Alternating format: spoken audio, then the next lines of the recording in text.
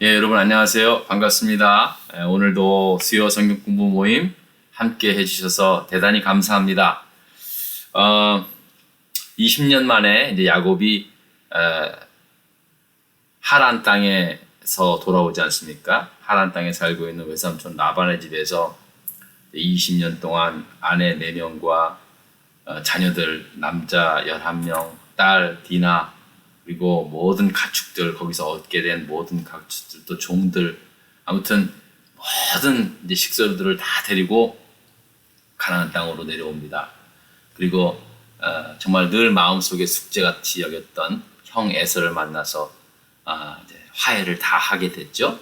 그리고 난 다음에 이제 야곱이 모든 가족들, 모든 식솔들을 데리고 세겜 성읍이라는 곳에 그 앞에 이제 정착하게 되어서 그곳에다 장막을 짓고 그리고 하나님한테 제단을 쌓으면서 그곳에서 이제 삶의 터전을 이제 이루어 갑니다. 자, 그런데 그만 이제 사고가 일어나지 않습니까? 야곱의 딸 디나가 어느 날 그 세겜 성읍에 놀러 갔다가 그만 그 세겜 성읍의 추장인 세겜한테 이제 납치 감금을 당하게 되죠. 그리고 이제 겁탈을 당하는 일이 일어나게 됩니다. 야, 이게 얼마나 그 야곱과 그의 오빠들, 그의 그 아들들에게 분노를 일으키는 그런 사건이었냐면요. 이제 그 세겜이 딸 디나를 그 겁탈한 그 세겜이 너무 좋거든요. 디나가 너무 좋아서 이제 결혼하겠다고 찾아오게 되지 않습니까? 그랬을 때 그 시므온하고 레위, 그 디나의 오빠들이 요청을 합니다. 좋다. 결혼 조건 다른 거 다 필요 없다. 당신들도 우리처럼 할례를 받아라. 우리 남자들은 다 알다시피 할례를 받지 않았냐. 그러니까 너희들도 할례를 받으면 우리도 너희들과 같이 똑같이 너희들의 자손하고 결혼하고 너희들 같이 어울려 살겠다. 제안을 합니다. 그래서 세겜 성읍의 주장이 그 정도면 할 수 있겠다 해가지고 이제 세겜 성읍의 남자들을 설득하지 않습니까? 야, 우리가 이렇게만 하면은 결국은 그들의 모든 것이 다 우리 거가 된다. 다른 속내도 있었죠. 그래서 이제 모든 세겜의 성읍의 남자들이 다 할례를 받게 됩니다. 그리고 나서 이제 그렇게 행한 지 3일 뒤면 굉장히 아프거든요, 남자들이. 그랬을 때 시므온과 레위가 칼을 차고 들어가서 그 신음하고 있는 모든 세겜 성읍의 남자들을 다 도륙을 해버리지 않습니까? 얼마나 이 끔찍한 일이 일어납니까? 그리고 이제 그 감금당해 있던 자기 동생 디나를 찾아오는 거죠. 야, 이 일은 정말 성경에서 엄청나게 정말 끔찍한 일 가운데 하나로 그렇게 기록되어 있습니다. 자, 이제 이 사건이 일어나고 난 다음에 야곱은 이제 판단하기를 더 이상 이제 이곳에서 살 수가 없음을 야곱이 이제 알게 된 거죠. 자, 그랬을 때 하나님이 야곱에게 나타나셔서 이제 말씀을 합니다. 35장 1절에 보면 하나님이 야곱에게 이르시되 일어나 베델로 올라가서 거기 거주하며 내가 내 형 에서의 낯을 피하여 도망하던 때에 내게 나타났던 하나님께 거기서 제단을 쌓으라 하신지라 라고 말씀을 합니다. 그러니까 이 말씀은 뭐냐면은 야곱이 이제 그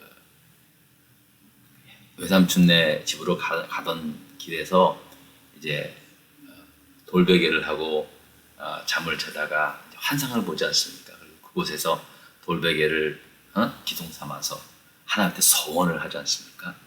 바로 그 서원했던 그것이 네가 불렀던 엘베델이라는 하나님의 집이라고 하는 그곳으로 돌아가라. 너 원래 거기서 네가 하나님의 성전 삼겠다고 네가 약속하지 않았느냐? 네가 서원하지 않았느냐? 너 잊었느냐? 라는 그런 말씀인 거예요. 야, 야곱이 하나님의 그 말씀을 들었을 때, 베델로 올라가라는 그 말씀을 들었을 때 야곱은 그때 비로소 깨닫게 된 거죠. 이게 모든 일들이 일어난 모든 일들은 결국 자기 자신에게 있었음을 깨닫게 된 겁니다.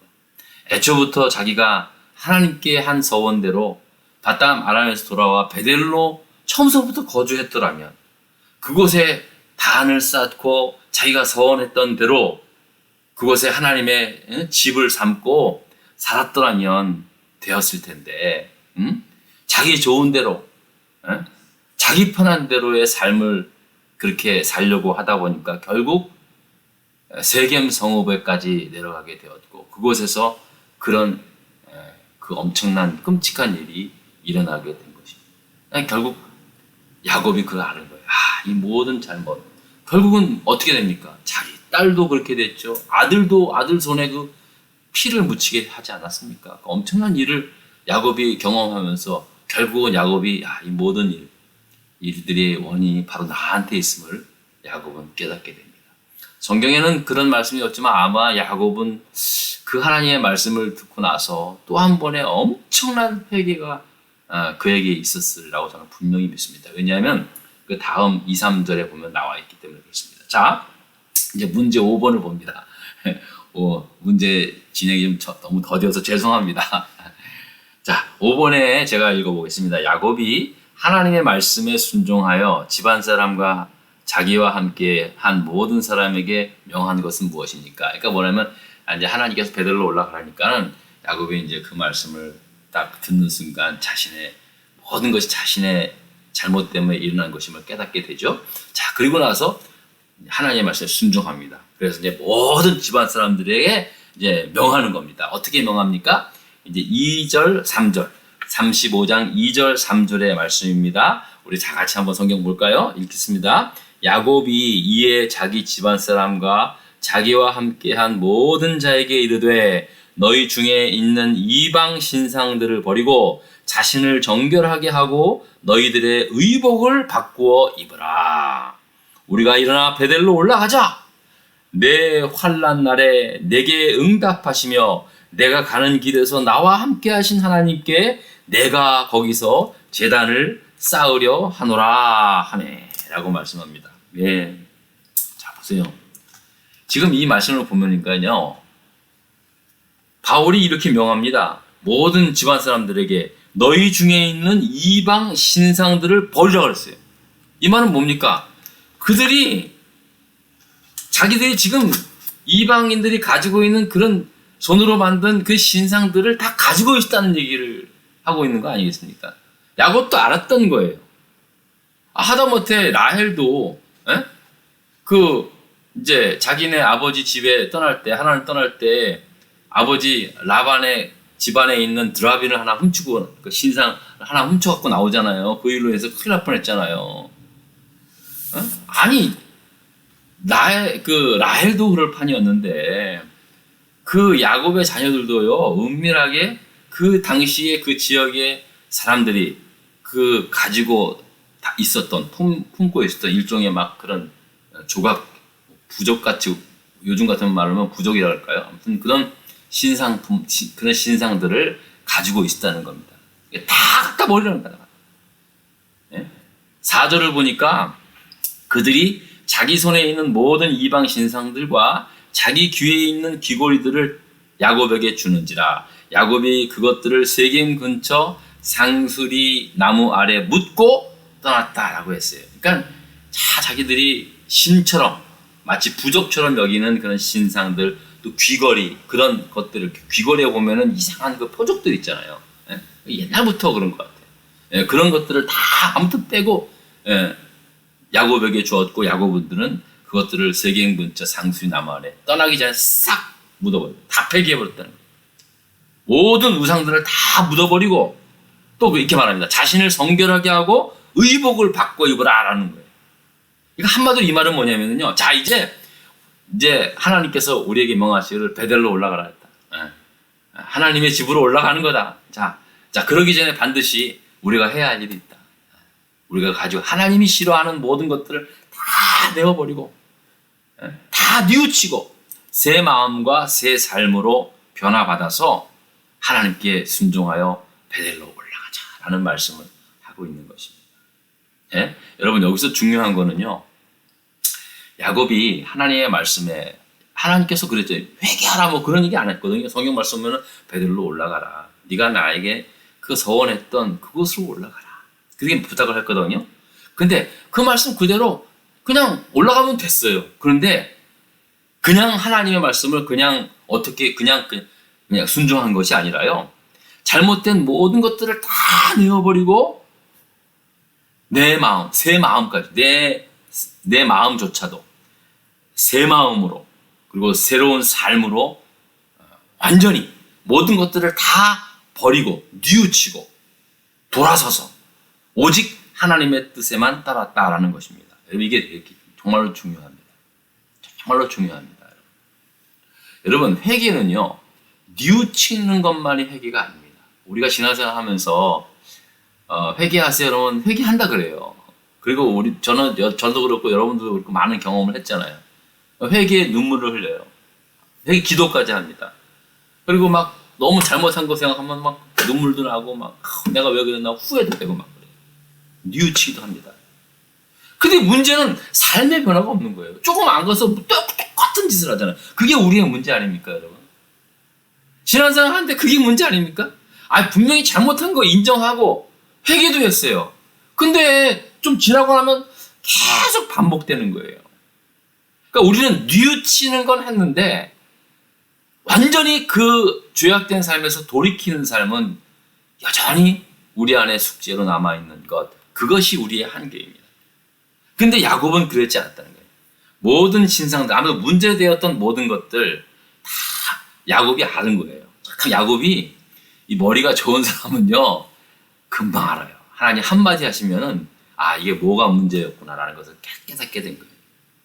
야곱이 갑자기 가족들한테 모든 신상들 다 버리고 몸을 정결해 하고 새 옷을 입으라 그 말은 뭐냐면요. 지금 우리 가족들이 지금 잘못 살았구나. 하나님이 뭘 기뻐하지 않고 있는 것을 야곱은 알고 있었던 거예요. 그래서 야곱은 이런 식으로 하나님께 철저하게 순종하고 회개하고 돌이키고 하나님을 따르게 되었다는 사실입니다. 그런 회개가 우리한테 필요합니다. 그런 회개.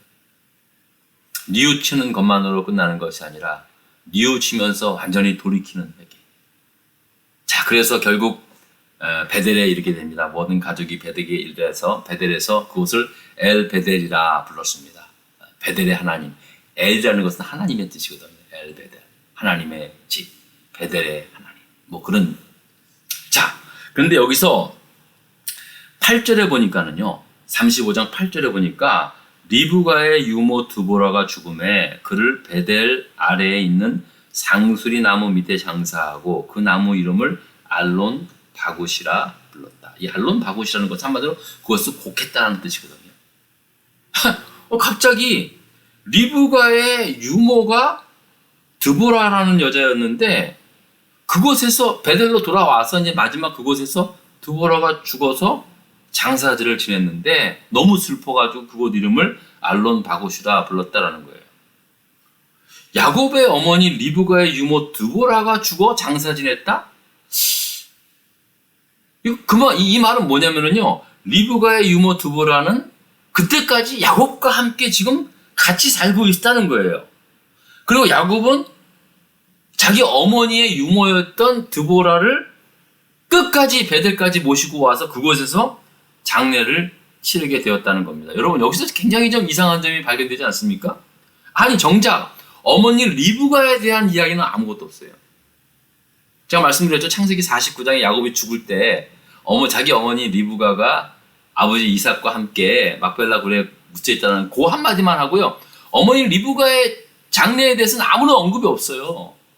근데 어머니 리브가에 대해서는 아무런 얘기가 없는데 어머니의 유모였던 드보라는 마치 어머니를 장례하듯이 야곱이 그렇게 다루고 있다는 것을 보게 됩니다. 여러분 이 말씀에 굉장히 많은 사연이 담겨져 있다는 것을 우리가 느끼지 않습니까? 여러분 안 그래요?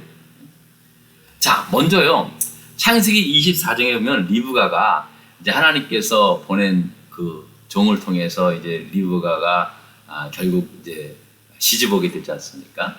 그랬을 때 하란을 떠날 때 아버지 부두엘과 오빠 라반이 이제 리브가에게 유모를 한 명 붙여서 보냅니다. 그 말씀이 24장 59절에 나와 있는데요. 말씀드릴게요. 그들이 그 누이 리브가와 그의 유모와 아브라함의 종과 그 동행자를 보내며 라는 말씀입니다. 그러니까 이때 리브가를 시집 보낼 때 리브가를 보호하는 그런 유모를 함께 보냈다는 거예요.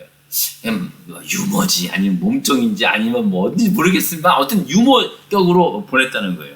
그러니까 그때 그 유모 드보라는 리브가와 같이 이제 그 이삭에게 이제 오게 되었고 늘 리브가 옆에서 때로는 어머니처럼 때로는 언니처럼 그렇게 함께 지내게 되었다는 사실입니다. 자, 그런데 그럼 리브가 옆에 있어야 되는 거예요. 아니, 리브가의 유모니까 리브가와 늘 함께 있어야 되지 않았겠습니까? 자, 그런데 그런 그 유모가 어느 순간에 야곱과 함께 살게 되었다는 거예요. 끝까지 야곱이 가는 곳곳마다 늘 어머니처럼 따라다녔다는 거예요. 에? 자, 이것은 우리가 어떤 추론이 가능하냐면요, 리브가가 아들 야곱을 이제 자기 오라버니 하란에 있는 자기 오라버니 라반에게 도피시켜 보내지 않습니까? 어쨌든 그 에서를 속이고 아버지를 속인 일 때문에. 그랬을 때 이제 그 이후에 리브가의 그 이야기는 나오지 않아요. 그러니까는 우리가 어떤 추론을 하냐면은 야곱의 어머니 리브가가 야곱을 보낸 뒤에 몇 해 뒤에 리브가가 오래 살지 못하고 이제 죽게 되었다는 것을 그렇게 알게 됩니다. 왜 그러냐 하면은요, 그 리브가의 유모였던 그 드보라가 이제 리브가랑 같이 살다가 다시 자기의 고향이자 자기가 섬겼던 자기가 유모로서 돌봤던 리브가의 고향이었던 그 라반의 집으로 다시 돌아오게 되는 거예요. 유모가 그 돌아온 것은 뭘 의미합니까? 더 이상 리브가가 생존해 있지 않음을 말하는 거 아니겠습니까? 그러니까는 이제 그 리브가의 유모였던 드보라가 다시 돌아오게 된 거죠. 자, 돌아와 보니까 하란의 집에 이제 야곱이 있는데 자기가 보기에 너무 딱한 거예요. 그래서 리브가는 돌아와서 야곱과 함께 지내면서 야곱을 마치 어머니 리브가처럼 야곱을 사랑하고 그렇게 섬겼다는 것을 우리는 보게 되는 거죠. 그런 역할을 했던 거예요. 그렇기 때문에 야곱은 끝까지 그 자기 어머니 리브가의 유모였던 그 드보라를 자기 어머니만큼 어머니처럼 생각하고 끝까지 그렇게 그를 모셨다는 사실이죠. 여러분, 저는 사실 이 얘기는요, 이게 지금 그렇게 뭐 큰 중요한 얘기 아니에요. 아니, 리브가의 유모였던 드보라가 죽은 얘기가 그게 굉장히 무슨 큰 의미가 있겠습니까만은 성경은 기록하고 있다는 거예요. 저는 이 드보라가 이 야곱을 뜰 끝까지 쫓아가면서 마지막 베델에 이르렀을 때 그곳에서 죽어서 그곳에서 장사를 지냈고 그곳에서 통곡하며 울어 따라가는 그 이야기를 들으면서 이게 사실 뭐 기록하지 않아도 될 수 있는 충분한 이야기임에도 불구하고 그 유모 드보라를 어머니처럼 섬겼던 야곱의 한 인간적인 모습을 보게 된 거죠. 그게 보게 된 거예요. 사실 이게 신앙과는 그렇게 크게 있어 보이지 않아요. 무슨 뭐 하나님께서 뭐 드보라를 잘 섬겨 그렇게 하는 말씀도 없고 그 순수한 어떤 인간적인 모습이거든요. 그럼에도 불구하고 성경은 야곱의 그의 삶의 행위에 대해서 굉장히 귀하게 보고 있다라는 것을 암시하고 있는 거예요. 그러니까 야곱이 어머님의 유모였던 드보라가 자기한테 왔을 때 자기에게 어머니처럼 끝까지 섬겼던 드보라를 야곱도 놓지 않고 끝까지 잘 모시면서 베델로 올라가 저기가 그 먼 길 다니면서 노인 한 번 모시기 얼마나 힘듭니까? 그런데도 끝까지 잘 모시고 가서 이제 베델에서 자기가 서원했던 그 약속하신 하나님의 그 집에서 이제 드보라가 죽게 되었고 드보라를 장례 치르게 되었다라는 것입니다. 성경은 하나님은 바로 이 야곱의 그런 마음을 아주 귀하게 보시고 있어서 그 내용에 대해서 기록하고 있는 거예요. 기록한 의미가 자체가 그런 거예요. 네? 그렇지 않겠습니까, 여러분? 그러니까 여러분, 우리가 꼭 무슨 믿습니다, 그리고 또 신앙적으로 하는 그런 어떤 그 행위만이 그 어떤 참된 믿음의 삶뿐만 아니라요, 우리가 한 인간으로서 인간의 어떤 예의를 지키고 인간으로서의 한 아주 정말로 성실하고 그 아름다운 그 야곱의 어떤 인간미라 그러잖아요. 인간미. 이런 모습도 하나님은 귀하게 보고 계시다는 사실을 말씀하고 있다는 사실입니다. 자, 6번에 넘어가야 되는데요. 오늘도 시간이 많이 되네요. 아이고, 저 이거 어떡하지요? 오늘은 여기까지만 하고요. 다음 주에 이제 35장 마무리를 하도록 하겠습니다. 아이고, 여러분, 오늘도 함께 해주셔서 정말 고맙습니다. 여러분 또 건강하시고, 저는 우리 집사람 다 났습니다. 거의 많이 났어요. 많이 났고, 저는 그저께 테스트 했는데 저는 다 계속 음성이 나옵니다. 벌써 계속 음성이 나오고, 그래도 모르니까는 이제 내일 마지막도 제가 좀 이렇게 정식으로 검사하는 곳에 또 가서 또 검사를 하려고 합니다. 계속 검사하는데 저는 괜찮아요. 저는 괜찮아요. 진짜 제가 기도한 대로 아주 성령께서 그냥, 제가 그렇게 기도했거든요.